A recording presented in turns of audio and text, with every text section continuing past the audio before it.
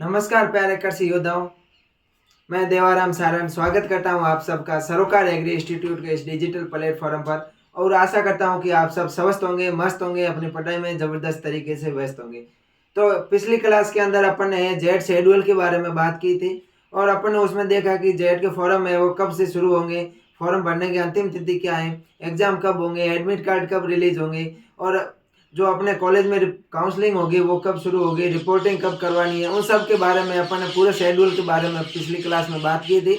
अगर उस शेड्यूल के अंदर कोई भी अपडेट आता है तो आपको है वो सूचित है वो कर दिया जाएगा चैनल के माध्यम से। और आज इस वीडियो के अंदर अब अपन बात करने वाले हैं, वो बात करने वाले हैं फॉर्म भरते समय कौन कौन सी अपन को गाइडलाइन की पालना करनी है, उनके बारे में अपन को बात करनी है कि अपन जब फॉर्म भरते हैं तो अपन को कौन कौन सी है वो सावधानियां रखनी है। तो मैं अगर फॉर्म भरते समय सावधानियों की बात करूं तो जेड आवेदन करने की जो वेबसाइट है वो है ये www.zskrau2025.com। इस वेबसाइट के माध्यम से है वो अपने जेड के आवेदन फॉर्म है वो स्वीकार किए जाएंगे, भरे जाएंगे। उसके बाद में अपन बात करें कि ऑनलाइन फॉर्म भरते समय अपन को कौन कौन सी सावधानियां रखनी है, तो उसमें स्टूडेंट का नाम, स्टूडेंट के पिता का नाम, जन्म तिथि, लिंग, श्रेणी, अगर कोई भी श्रेणी है ओबीसी वगैरह, उप श्रेणी, मूल निवास मानदंड, मोबाइल नंबर और ईमेल आईडी है वो सही होनी चाहिए और इन जानकारियां हैं वो वर्तनी सही होने की निश्चित रूप से जांच कर लेवे। फॉर्म भरते समय अपन को सबसे पहले अपना नाम, अपने पिता का नाम, अपनी डेट ऑफ बर्थ, अपनी जन्म तिथि हो गई, लिंग हो गया, श्रेणी हो गई, मूल निवास हो गया, मोबाइल नंबर और ईमेल आईडी, इन सब को है अच्छी तरीके से वो चेक कर लेना है। फॉर्म भरने के बाद में, फीस कटने के बाद में इनमें है कोई भी अपन है अपडेट नहीं कर पाएंगे, इनके अंदर कोई भी सुधार नहीं कर पाएंगे। तो ये अपन को है वो सही तरीके से ध्यान होना चाहिए। इन्होंने लिख रखा है कि आवेदन जो शुल्क है, ऑनलाइन आवेदन शुल्क जमा करने के बाद किसी भी तरह का संशोधन संभव नहीं होगा। अगर अपन जब ऑनलाइन आवेदन शुल्क है वो जमा करवा देंगे उसके बाद में अपन को है किसी भी तरह का संशोधन नहीं होगा, तो अपन को है वो पहले से ही है सही तरीके से वो देख कर है वो इनको फिल करना है, उसके बाद में है वो संशोधन नहीं होगा। और अभ्यर्थी को यह सलाह दी जाती है कि वे लॉगिन क्रेडेंशियल सुरक्षित रखें। जो अपने जेड लॉगिन आईडी और पासवर्ड होते हैं, फॉर्म भरते समय लॉगिन आईडी और पासवर्ड वो है वो सुरक्षित रखना है, ताकि अपन को बार बार फॉरगेट पासवर्ड करने में जो दिक्कतें आती है उनका सामना न करना पड़े। नाम, कोई भी नाम हो गया, स्वयं की सूचना है, नाम, मोबाइल नंबर, ईमेल आईडी, इनको है जो अंतिम तिथि तक है वो सुधार सकते हैं, उसके बाद में है वो कोई भी सुधार नहीं होगा। तो अपन को है वो फॉर्म भरते समय इन सभी चीजों का है ध्यान रखना चाहिए। अपने पासवर्ड है वो किसी भी परिस्थिति में है वो दूसरे व्यक्ति को नहीं बताने चाहिए। अब अपन बात करते हैं फीस की। फीस की अगर मैं बात करूं तो 1750 रुपये है। कितनी फीस है? फीस है वो अपने 1750 रुपये है। कौन कौन सी? सिर्फ ये जनरल कैटेगरी के लिए। किन के लिए? जो जनरल कैटेगरी के स्टूडेंट है उनके लिए 1750 रुपये है। इसमें SC, ST, EWS, OBC, MBC के जो स्टूडेंट्स होते हैं इनको, इनके अलावा जो भी स्टूडेंट है और जो राजस्थान के बाहर के स्टूडेंट है उनके लिए है 1750 रुपये। और मैं बात करूं ST, SC, EWS, OBC और जो MBC के स्टूडेंट है उनके लिए अगर मैं बात करूं तो उनके लिए है 1450 रुपये। तो अपनी फीस कितनी लगने वाली है? तो ST, SC, EWS, OBC और जो MBC स्टूडेंट है तथा राजस्थान के स्टूडेंट है, जो SC, ST, EWS, OBC और MBC के स्टूडेंट्स हैं उनके लिए जो फीस लगने वाली है वो लगने वाली है 1450 रुपये। कितनी लगेगी? 1450 रुपये फीस लगने वाली है। उसके अलावा इन कैटेगरी के अलावा तथा राजस्थान के बाहर के स्टूडेंट है उनके जो फीस लगेगी वो लगेगी 1750 रुपये। कितनी लगेगी? 1750 रुपये है वो फीस लगने वाली है। तो अपन को फॉर्म भरते समय ये ध्यान रखना है कोई भी फॉर्म के अंदर वर्तनी है कोई भी अशुद्ध नहीं होनी चाहिए। उसके बाद में मैं बात करूं तो फॉर्म में वो अपना ऑनलाइन ही जमा होगा, किसी भी परिस्थिति में वो राशि का पुनर्भरण नहीं होगा। अगर अपन मान लो फॉर्म भर फिल कर देते हैं उसके बाद में अपनी राशि है वो वापस नहीं आएगी। अब अपन बात करते हैं कि प्रवेश लेने हेतु कौन कौन से अपन को मानदंड है वो आवश्यक होने चाहिए। तो कानून, अयोग्य अभ्यर्थी का अगर प्रवेश दिया जाता है, अगर मान लो किसी कारणवश अयोग्य अभ्यर्थी को प्रवेश दिया जाता है तो जब उसको पता चलेगा यूनिवर्सिटी को तब उसका प्रवेश है वो निरस्त कर दिया जाएगा।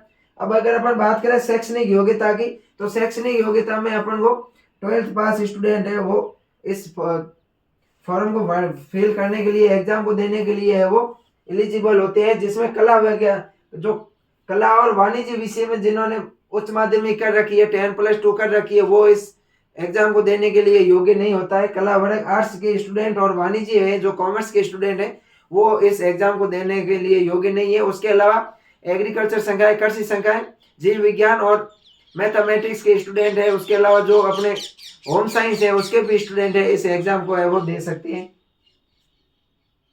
उसके बाद में अपन मैं बात करूं कि तारीख, उम्र की अगर मैं बात करूं कि जेड का जो अपन फॉर्म भरते हैं उनमें अपनी क्या उम्र रहने वाली है, तो उम्र की मैं बात करूं तो उम्र है 31/8/2025।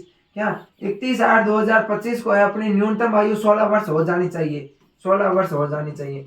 जिनकी 31/8/2025 को न्यूनतम आयु 16 वर्ष हो जाती है और जो अंतिम आयु है वो 25 वर्ष होती है।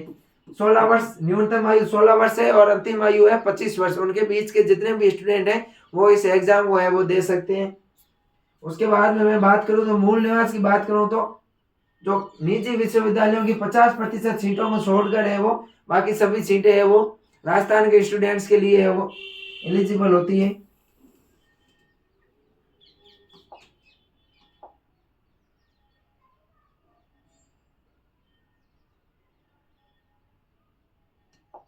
और मैं उसके आगे बात करूं,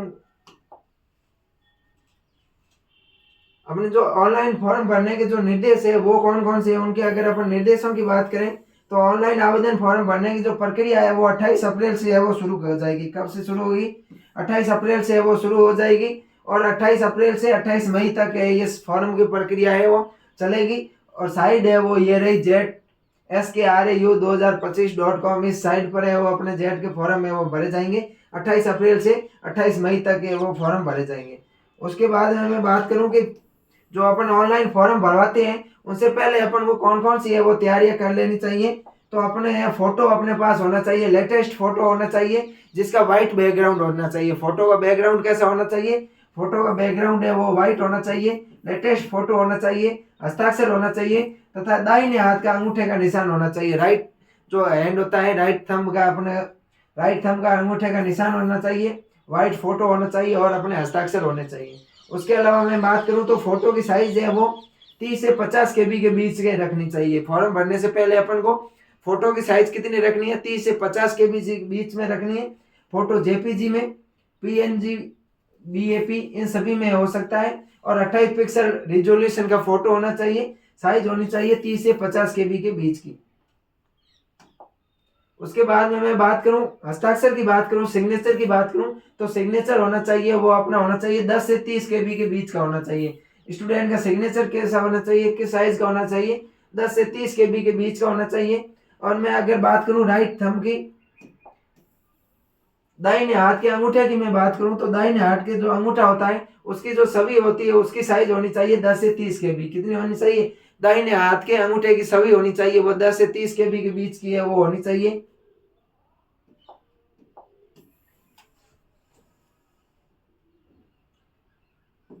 उसके अलावा आवेदक को जेट परीक्षा के आयोजन के दौरान दिए गए प्रारूप पर अपने पासपोर्ट आकार का जो फोटो है वो लगाना होगा। अपलोड की गई तस्वीर के समान होनी चाहिए।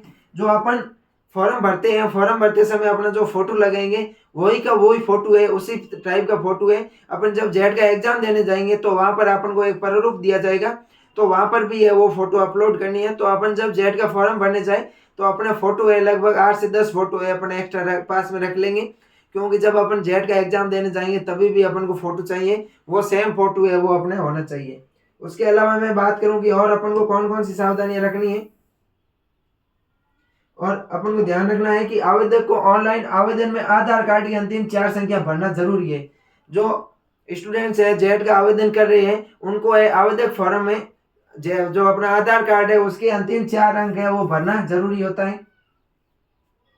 और जिनका जो भी अन्य कैटेगरी है EWS, OBC या ST SC के जो स्टूडेंट्स हैं वो अपना कास्ट सर्टिफिकेट लगाते हैं तो उसका आकार 100 से 200 KB के बीच का होना चाहिए। कास्ट सर्टिफिकेट या कोई विकलांग है मान लो, उसका जो अपना PDF लगाते हैं वो PDF का आकार होना चाहिए वो 100 से 200 KB के बीच में होना चाहिए। अगर अपन 10वीं 12वीं की मार्कशीट अपलोड कर रहे हैं तो उसका भी आकार है वो 100 से 200 KB के बीच का होना चाहिए। और अपन बात करें कि कौन कौन सी अपन को सावधानियां रखनी है, तो ये बहुत इंपॉर्टेंट है कि अभ्यर्थी केवल स्वयं, माता पिता का सक्रिय ईमेल और मोबाइल नंबर ऑनलाइन आवेदन पत्र में है वो अपन को देना है। अपन जब फॉर्म भरेंगे तो अपन को मोबाइल नंबर और ईमेल आईडी मांगेंगे, तो मोबाइल नंबर और ईमेल आईडी अपन को वही देने हैं जो अपने एक्टिव है, अपने माता पिता के पास में, मम्मी पापा के पास में, या बड़े भाई के पास में, या स्वयं के पास में जो मोबाइल नंबर और ईमेल आईडी है वही अपन को देने हैं। किसी भी ई मित्र के ईमेल आईडी या मोबाइल नंबर, या फिर अपन को कोई भी जेट जहाँ अपन कोचिंग कर रहे हैं किसी भी कोचिंग संस्थान की ईमेल आईडी और मोबाइल नंबर अपन को नहीं देने हैं। इस बात का अपन को ध्यान रखना है। खुद के, माता पिता के या बड़े भाई के ईमेल आईडी अपन को ही देनी है। उसके अलावा किसी की भी अपन को ईमेल आईडी और मोबाइल नंबर नहीं देना है, क्योंकि अपन को कोई भी नोटिफिकेशन और कॉलेज में जब अपन रिपोर्टिंग करवाएंगे तब जो अपने OTP आते हैं वो उन्हीं मोबाइल नंबरों पे आएंगे। तो अपने खुद के पास में मोबाइल नंबर होना जरूरी है। तो अपने मम्मी पापा के मोबाइल नंबर या खुद के मोबाइल नंबर और ईमेल आईडी अपन को फॉर्म फिल करते समय देना है। ये बहुत अपन को जरूरी ध्यान रखना है। कोचिंग सेंटर और ई मित्र के मोबाइल नंबर, ईमेल का उपयोग अपन को नहीं करना है। फीस जमा करवाने की है जो 1750 रुपए है और 1450 रुपए। EWS, OBC, ST, SC और MBC के स्टूडेंट से उनका जो पंजीयन फीस लगने वाली है वो 1450 रुपए लगेगी। उसके अलावा जो जनरल कैटेगरी तथा राजस्थान के बाहर के स्टूडेंट हैं उनके लिए जो फीस लगेगी वो लगेगी 1750 रुपए।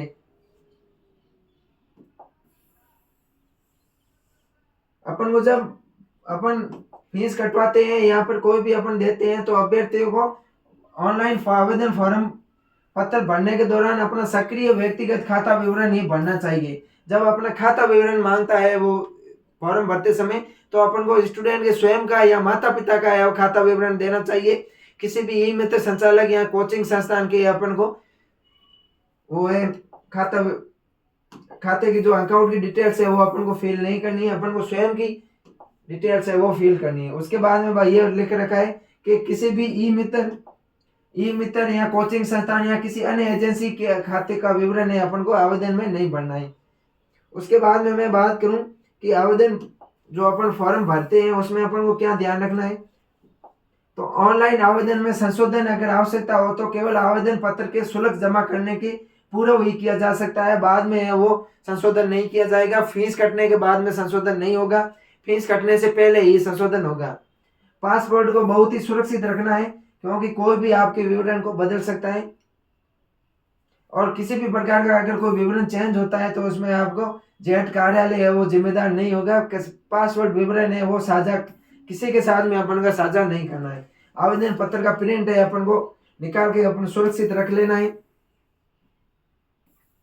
उसके बाद में मैं बात करूं प्रवेश पत्र की, तो प्रवेश पत्र है वो अपन को इसी साइट पे है वो उपलब्ध हो जाएगा। जो अपन ने शेड्यूल में बात की थी उसी तारीख को है अपना 24 जून को है अपना प्रवेश पत्र है वो अपलोड कर दिया जाएगा।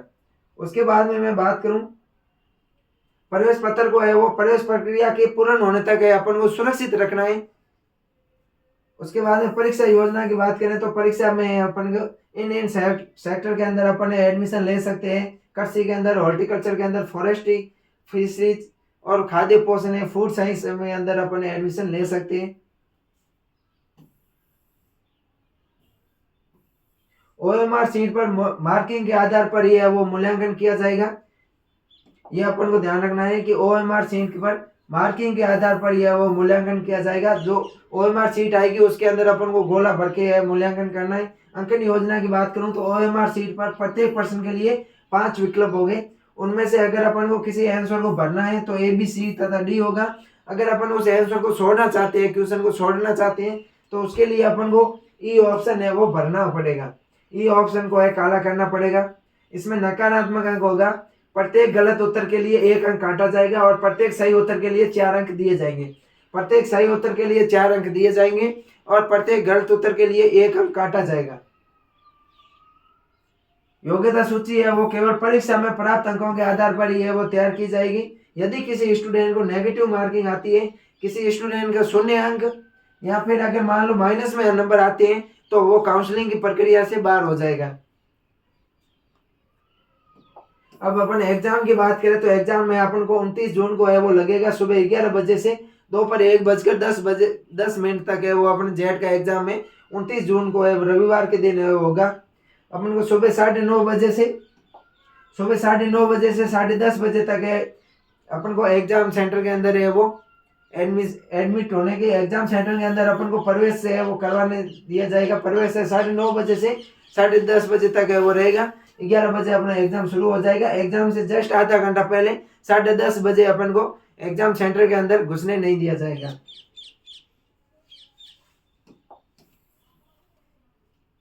उसके बाद में मैं बात करूं और अपन को कौन कौन सी सावधानियां रखनी है, तो अपन जब जेट का एग्जाम देने जाते हैं अभ्यर्थियों को परीक्षा के समय निम्नलिखित दस्तावेज या सामग्री साथ में लानी है। एग्जाम देते समय अपन को कौन कौन सी सावधानियां रखनी है, कौन कौन सी चीजें अपन को साथ में ले जानी है, तो नवीन मूल फोटो पहचान ले जाना है अपन को साथ में। आवेदक पत्र में अपलोड की गई फोटो की समरूप एक पासपोर्ट आकार की फोटो अपन को ले जाना है। जब अपन आवेदन पत्र में फोटो अपलोड किया था वो फोटो अपन को ले जाना है। अपन को कोई आधार कार्ड या अपना परिचय पत्र है वो साथ में ले जाना है। उन उत्तर चिन्हित करने के लिए केंद्र पर प्रदान किए गए केवल ब्लैक बॉल पॉइंट का पेन का ही अपन को प्रयोग करना है। अपन को एग्जाम सेंटर पर है ब्लैक बॉल पॉइंट पेन है वो दिया जाएगा, उसी पेन का अपन को उपयोग करना है। 5 विकल्प होंगे, उनमें से अगर कोई अभ्यर्थी किसी प्रश्न का प्रयास कर रहा है, अगर मान लो उसे आ रहा है तो उसको ए बी सी और डी को काला करना है। अगर यदि कोई उत्तर नहीं देना चाहता है तो उसको अपन ई गोला है वो भर के आना है। तो ये अपन को सावधानी रखनी है। और उसके अलावा परीक्षा सेंटर के अंदर किसी भी प्रकार का कोई इलेक्ट्रॉनिक डिवाइस ले जाने की अपन को अनुमति है वो नहीं दी जाएगी। और अगर अपन ड्रेस कोड की बात करें कि एग्जाम सेंटर में ड्रेस कोड क्या होगा, तो आधी आस्तीन शर्ट टी शर्ट, आधी आस्तीन का कुर्ता या टॉप है जो लड़कियों के लिए, पैरों में चप्पल या स्लीपर पहन के वो एग्जाम देने जा सकते हैं। कोई भी कोचिंग विशिष्ट संस्थान की जो विशिष्ट ड्रेस है वो पहन कर अपन को नहीं जाना है। उसके अलावा मैं बात करूं कि और अपन को क्या क्या ध्यान देना है,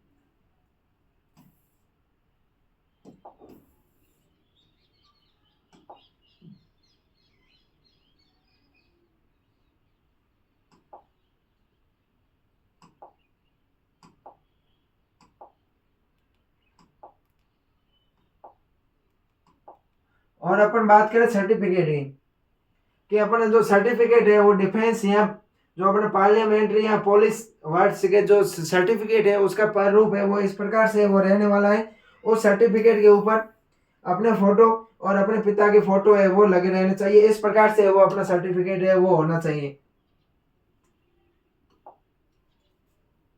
इस प्रकार का है वो अपना सर्टिफिकेट है वो होना चाहिए। इस सर्टिफिकेट के ऊपर जिला सैनिक कल्याण अधिकारी या किसी भी का है वो सिग्नेचर है वो सील के साथ में सिग्नेचर होने चाहिए। तो आज की क्लास के अंदर अपन ने बात की थी कि जेट का फॉर्म भरते समय अपन को कौन कौन सी सावधानियां रखनी है। मुझे आशा है कि जो अपन ने बात की है मैंने आपको बताया ये चीज़ आपको समझ में आ गई है। फिर भी अगर कोई आपको चीज़ समझ में नहीं आती है तो आप इन नंबरों पे वो कांटेक्ट कर सकते हैं 9079740645। इन नंबरों पे आप कांटेक्ट करके हमें वो बता सकते हैं। कोई भी आपको फॉर्म भरते समय असावधानी होती है, कोई भी प्रॉब्लम आती है तो आप इन नंबरों पर एक बार कॉल कर सकते हैं। आपको है वो व्हाट्सएप मैसेज कर देना, आपको सारी सुविधाएं हैं वो यहाँ पर कोई भी आपकी प्रॉब्लम होगी उसका सॉल्यूशन करवा दिया जाएगा। तो मिलते हैं नेक्स्ट क्लास में। आपने वीडियो को अंतिम समय तक देखा इसलिए आपका बहुत बहुत आभार। Thank you.